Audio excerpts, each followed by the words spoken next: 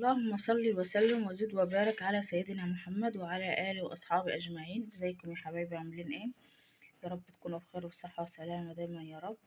النهاردة كده هنعمل صينية لازانيا اهي. معايا لازانيا الملكة، تمام زي ما انتم شايفينها كده. ودي اللحمة المعصجة اللي انا عملتها معاكم امبارح، عصقتها معاكم امبارح، سخنتها كده على النار. زي ما انتم شايفين فردتها كده في الصينية في القاع، وهبدأ أرص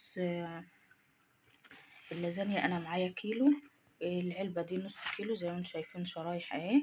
هي مش بتتسلق، هنرصها كده واحدة جنب واحدة، وما بين كل طبقة وطبقة رشة من الماء من اللحمة زي ما انتم شايفين كده. ومعايا جبنة موتزاريلا أو جبنة ميكس ما بين الطبقات وبعدها. ما انتش حابة يكون بين الطبقات وبعدها جبنة، يبقى خليها في الطبقة اللي هي فوق خالص اللي هي تكون على الوش، تمام زي ما انتم شايفين. دي كده دي الأرضية كده القاع، حطيت فيها لحمة مفرومة.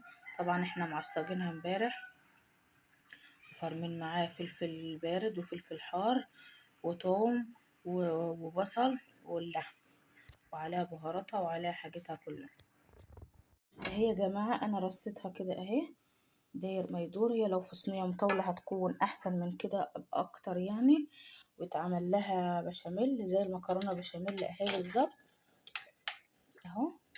انا كده خلصت اول رق، هاخد كده حبة من اللحمة اهو.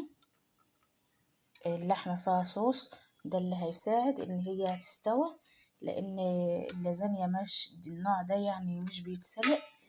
خلي بالكم يعني وانتوا بتجيبوه بيبقى مكتوب عليه او اسألوا بتتسلق او لا، تمام اهي. ناخد كمان رق بشاميل اهو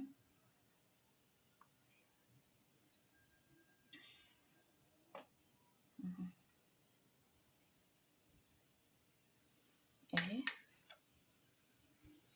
اهو يا جماعة. وحطيت كده حبة من الجبنة المبشورة اهي، دي جبنة ميكس. هرجع بقى تاني ارص اللازانيا فوقها وكذلك لحد ما اخلص، تمام. وكده يا جماعة صينية اللازانيا بتاعتنا خلصت اهي. انا كده خلصت اللحمة اللي عندي خلصت، تمام. وفضل عندي اهو يجي ربع كيلو من اللازانيا، هعبيهم الوقت في الكرتونة وهعينها لما اجي اعمل تاني. وقمت حاطة بقى البشاميل كده على الوش، وحطيت عليها جبنة اهي. هدخلها بقى الفرن ونتابعها بقى لحد ما تستوي كده. ادعولي بقى يا جماعة تطلع حلوة كده، انا اول مرة في حياتي اعملها. وكده يا جماعة اللازانيا اهي بعد ما طلعت من الفرن زي ما انتم شايفين، حاجة كده روعة الروعة. ريحتها كانت جميلة. الرك بقى على الطعم اهي. يلا بقى كده نقطعها كده ويا بعض ونشوف الشكل من جوه، هل يا ترى ناجحة او فيها ايه او طبقات او يعني لان اول مرة اعمل، تمام اهي يا جماعة. بعد ما قطعتها اهي هي فعلا طلعت طبقات، الله اكبر. هي صحيح طبقات اهي يا ولاد اهي اهي. والشكل تحفة والريحة تحفة. لسه هندوق بقى ونقيم. انا ما عملتش حاجة جنبها طبعا، كان بقى عندي ستريبس من امبارح اهو سخنته واهو كمان. ودي دي فراخ مسلوقة اللي هي كانت التنظيف يعني اللي كانت في الهيكل. انا نضفته كده وسخنته. وبصل اللي كان في الشوربة انا بحبه وهاكله. وبكده ده فطارنا النهارده كده. واللي وصل معايا لحد هنا متنسوش تحطوا اللايك والاشتراك في القناة يا احلى اخوات.